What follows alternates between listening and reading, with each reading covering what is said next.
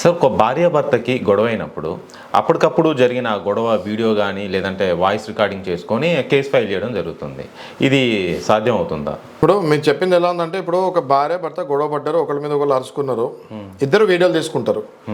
Okay, వీడియోలు తీసుకొని for example భర్త వెళ్ళి ఆ వీడియో వైఫ్ ఏదైతే తిట్టిందో ఆ వీడియో చూపించి కంప్లైంట్ ఇచ్చిస్తారు. ఓకే, తర్వాత కేసు ఫైల్ చేస్తాం జరుగుతుంది, హరాస్మెంట్ అని వాట్ ఎవర్ ఇట్ ఇస్ అది వెళ్తుంటుంది. అలాగే భార్య కూడా భర్త ఏదైనా అరిచినప్పుడు వీడియో తీసుకొని వెళ్ళి ఆ వీడియోనే చూపించి డొమెస్టిక్ వైలెన్స్ యాక్ట్ 498 ఏదో అప్లై చేస్తాం జరుగుతుంది. ఆ తర్వాత మళ్ళీ భార్య అదే హస్బెండ్ మీద ఎన్నో అలిగేషన్స్ వేసి డైవర్స్ వేసి ఎన్నో అలిగేషన్స్ రాస్తుంటాం జరుగుతుంది.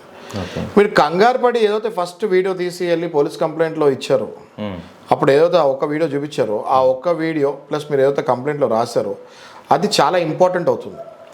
ఆ వీడియోలో ఏదైతే ఉందో దానికి సంబంధించిన కంప్లైంట్ డీటెయిల్స్ 80% ఉండాలి, 20% వేరే ఉంటే ఓకే. ఆ వీడియోలో ఉన్నది కేవలం 10% ఉండి 90% మీరు వేరే స్టోరీలు ఏమైనా చెప్తే కనుక అక్కడ ఇంటర్ప్రిటేషన్ కొంచెం రాంగ్ అవుతుంది. అక్కడ మీ మీద కొంచెం ఇంప్రెషన్ కూడా తగ్గే ఛాన్సెస్ ఉంటాయి.